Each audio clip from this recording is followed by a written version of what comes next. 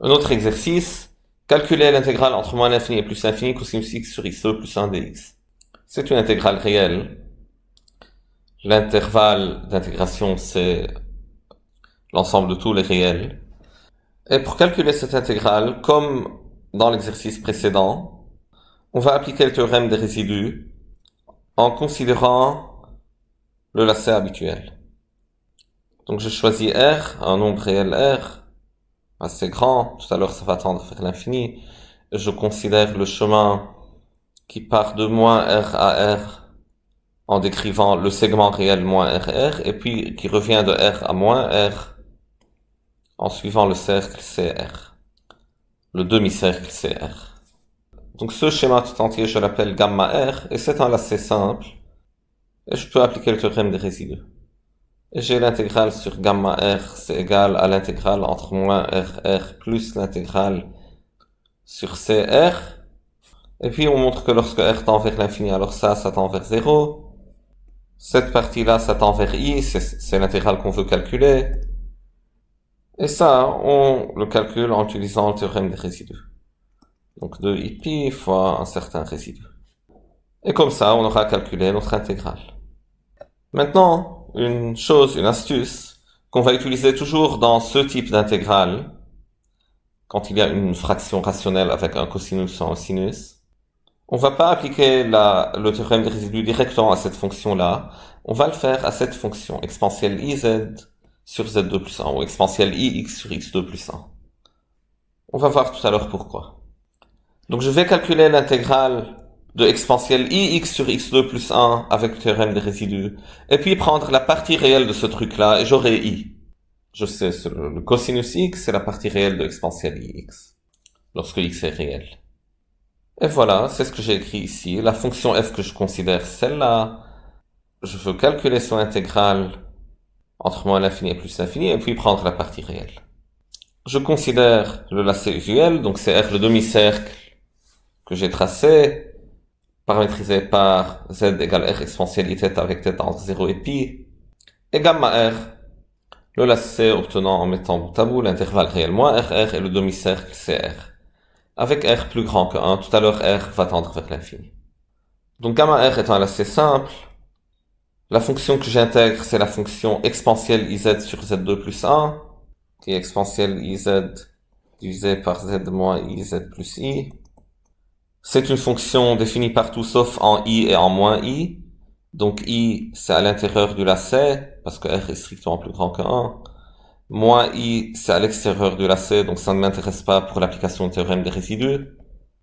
Et donc ce théorème des résidus me dit que l'intégrale sur gamma R plus de f de z dz, c'est 2i fois le résidu de f au point i.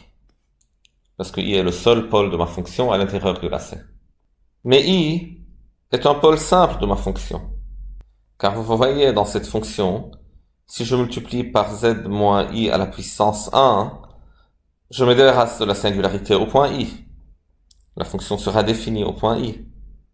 Et donc ce 1-là, c'est l'ordre du pôle, c'est un pôle d'ordre 1. Et on sait comment calculer le résidu d'une fonction f en un pôle d'ordre 1. Je multiplie ma fonction par z moins i, et puis je prends la limite en i. Mais ici, la fonction est une fraction rationnelle, donc je peux faire une simplification explicite. Alors, je remplace z tout simplement par i, pour trouver le résidu. Et le résidu, c'est alors e à la puissance moins 1 divisé par 2i. Donc ça, c'est le résidu. Et l'intégrale, c'est 2i fois le résidu. 2i et 2i, ça simplifie, il me reste pi sur e. Donc l'intégrale de f de z dz le long du lacet gamma r, le long de tout ce lacet-là, est égale à pi divisé par e. Et f, rappelez-vous, c'est cette fonction-là, c'est pas la fonction cosinus sur z2 plus 1. C'est exponentielle iz sur z2 plus 1.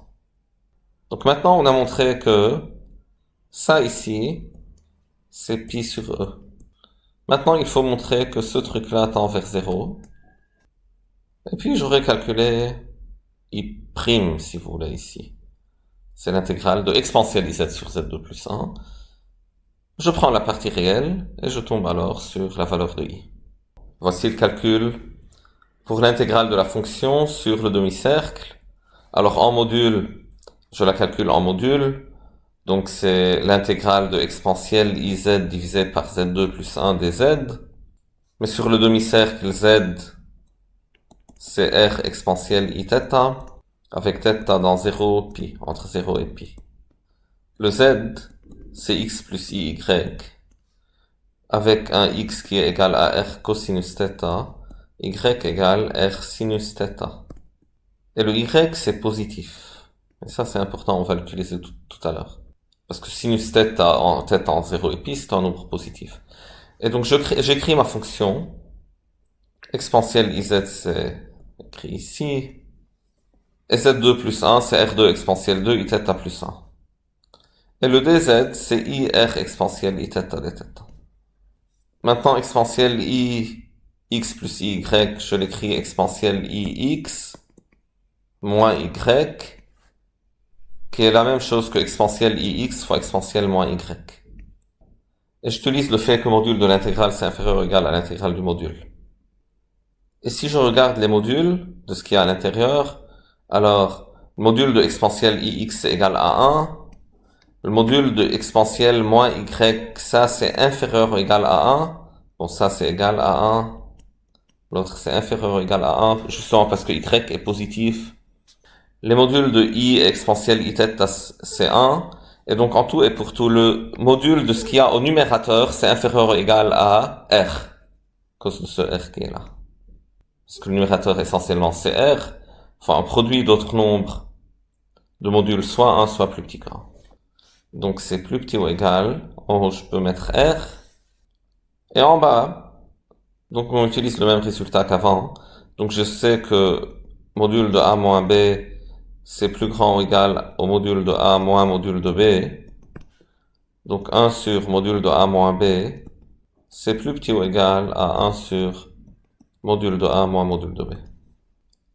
Avec a, r2 exponentielle 2, i θ et b égale 1. Et donc l'inégalité reste vérifiée quand je remplace le dénominateur par module de r2 exponentielle i θ qui est r2, moins module de 1 qui est 1. Et voilà, ça c'est une constante, donc ça sort à l'extérieur. Il me reste r sur r2 moins 1 fois pi, et ça tend vers 0 lorsque r tend vers l'infini. Et donc, l'intégrale sur le demi-cercle, qui est positive, est plus petite ou égale à un nombre qui aussi tend vers 0 lorsque r tend vers l'infini, donc ça tend vers 0 lorsque r tend vers l'infini. C'est un peu bien sûr comme le même argument qu'on a fait avant pour la majoration. Parce qu'au numérateur, tout ce truc-là, c'est essentiellement R ou quelque chose de plus petit que R. Au dénominateur, vous avez quelque chose d'équivalent à R2. Et donc, votre fonction que vous intégrez, ça tend vers 0 essentiellement, lorsque R tend vers l'infini. Et quand vous l'intégrez sur cet intervalle fermé borné, donc la réponse va être nulle. Mais ça, ici, c'est la majoration exacte, précise. Et maintenant, on revient à notre calcul. Donc, on a l'intégrale sur tout le lacet gamma r, on l'a calculé par théorème de résidu, c'est pi sur e. Et ça, c'est l'intégrale de f. On parle de f cette fois, et non pas de la fonction cosinus x sur x2 plus 1. Donc, l'intégrale sur tout le lacet, c'est pi sur e. L'intégrale sur cr, on vient de le démontrer, ça tend vers 0. Cette égalité est vraie pour tout r plus grand que 1, donc ça reste vrai lorsque r tend vers l'infini. Et lorsque r tend vers l'infini, je peux écrire l'intégrale entre moins l'infini et plus l'infini de exponentielle iz divisé par z2 plus 1, c'est égal à pi sur e. Ou si vous voulez, l'intégrale de exponentielle ix sur x2 plus 1 dx. Mais moi, ce qui m'intéresse, c'est l'intégrale de cosinus x sur x2 plus 1. Donc l'exponentielle ix, je peux l'écrire cosinus x plus i sinus x. Voilà, cosinus x plus i sinus x. Donc l'intégrale que je cherche qui est i, c'est la partie réelle de cette intégrale-là. Donc elle est égale à la partie réelle de pi sur e, et c'est pi sur e. Donc l'intégrale que je calcule, c'est pi sur e, c'est la réponse. En effet, l'intégrale de sinus x sur x2 plus 1 entre moins l'infini et plus l'infini, c'est 0, parce que c'est une fonction impaire. Et maintenant, une question que je vous pose. Donc pourquoi considérer cette fonction intermédiaire? Pourquoi ne pas faire le calcul directement avec cosinus x sur x2 plus 1? J'aurais pu le faire, en principe. Je considère le même lacet, avec le même CR, et le lacet tout entier, je l'appelle gamma R. Je prends R plus grand que 1, je le fais tendre vers l'infini, et j'ai que intégrale sur gamma R de cosinus Z sur Z2 plus 1 dz, c'est 2i pi. Bon, je peux appliquer le théorème des résidus là-dessus, parce que la fonction est bien définie holomorphe partout sauf en i et moins i. Le seul résidu à l'intérieur de ce lacet, c'est i. Donc je dois écrire résidu de ma fonction au point i, qui est égal à 2i pi. Le résidu de la fonction cosinus x ou cosinus z sur z2 plus 1 au point i, je la multiplie par z moins i et je remplace z par i. Donc j'aurai cosinus i divisé par i plus i. Donc z2 plus 1 c'est z moins i, z plus i. Quand je multiplie par z moins i, j'aurai une simplification. Il me reste z plus i. Et quand je remplace z par i, j'aurai ça. Et ça c'est égal à pi fois cosinus i. C'est quoi cosinus i? Je sais que cosinus x c'est égal à exponentielle i x plus exponentielle moins i x divisé par 2. Et donc ça c'est égal à pi multiplié par exponentielle i, ça veut dire exponentielle moins 1, plus exponentielle moins i fois i, ça veut dire exponentielle 1, divisé par 2. Voilà. Donc c'est pi fois ch de 1, si vous voulez. Donc c'est un certain nombre réel. Et maintenant, je montre que l'intégrale sur CR tend vers 0. Donc l'intégrale sur CR avec le même argument. Donc en module, c'est l'intégrale de cosinus z divisé par z2 plus 1 dz. Et ça, c'est égal au module de l'intégrale entre 0 et pi de cosinus z. Bon, je peux l'écrire r exponentielle i θ ou z, qui est r exponentielle i θ. Divisé par z2 plus 1, c'est r2 exponentielle 2 i θ plus 1 fois dz qui est i r exponentielle i θ dθ. Et ça c'est inférieur ou égal à module de l'intégrale inférieur ou égal à l'intégrale du module. Donc c'est intégrale en 0 et pi de dθ. Le numérateur, quand je regarde, j'ai un cosinus en module c'est plus petit que 1. I en module c'est 1, R en module c'est R, et exponentielle i θ en module c'est 1. Et au dénominateur, donc au numérateur j'ai quelque chose en R, au dénominateur j'ai quelque chose en R2, équivalent à R2. Donc le tout est inférieur ou égal à R2 moins 1. Et ce truc là, ça sort à l'extérieur et ça tend vers 0 lorsque R tend vers l'infini. Donc ça c'est inférieur ou égal à pi R sur R2 moins 1. Et ça tend clairement vers 0 lorsque R tend vers l'infini. Voilà. Et donc, conclusion, qu'est-ce que je peux dire? L'intégrale sur gamma R de ma fonction initiale, celle-là, c'était pi fois e plus 1 sur e sur 2. Donc, pi fois ch1. L'intégrale sur le CR tend vers 0. Donc, j'ai l'intégrale entre moins R et R de ma fonction plus l'intégrale sur CR de la même fonction, ça c'est égal à pi ch1, et ça tend vers 0, ça tend vers i, celui-là, et donc à la limite lorsque R tend vers l'infini, i égale pi fois ch de 1, qui est pi fois e plus 1 sur e sur 2. Et tout à l'heure, j'ai eu i égale pi sur e. C'est pas le même nombre. On peut vérifier c'est pas le même nombre. Je vous garantis c'est pas le même nombre. Et donc il y a une erreur quelque part. Donc la question, où est l'erreur? Donc indication, l'erreur c'est dans le second argument et non pas dans le premier argument. Il faut chercher l'erreur. Je vous invite à arrêter la vidéo, réfléchir un peu à ça, réfléchir à toutes les étapes et voir qu'est-ce qui peut ne pas marcher. Donc, l'erreur ne réside pas dans l'application du théorème des résidus. Donc ça, c'est bon. En effet, l'intégrale sur gamma r de cosinus z sur z2 plus 1, c'est égal à ça. Puis c'est h de 1, il n'y a pas de problème avec ça. Mais le problème, c'est qu'ici, dans ce cas, l'intégrale sur CR ne tend pas vers 0.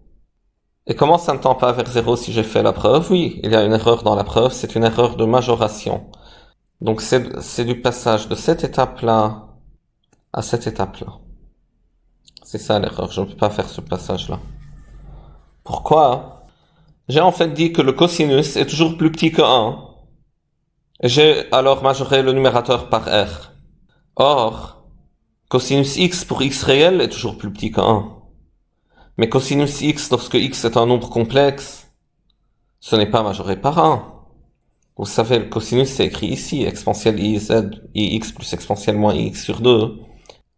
Lorsque x est un imaginaire pur, donc x égale i oméga, le cosinus sera de l'ordre de exponentielle oméga. Donc ça peut être infiniment grand lorsque je sors de l'axe des réels. Et ça, c'est une chose à laquelle il faut faire très attention. Cosinus et sinus sont bornées par moins 1 et 1 sur la droite réelle, mais sur le plan complexe, elles sont pas bornées. En fait, il y a même des théorèmes qu'une fonction holomorphe non constante définie sur le plan complexe tout entier ne peut pas être bornée.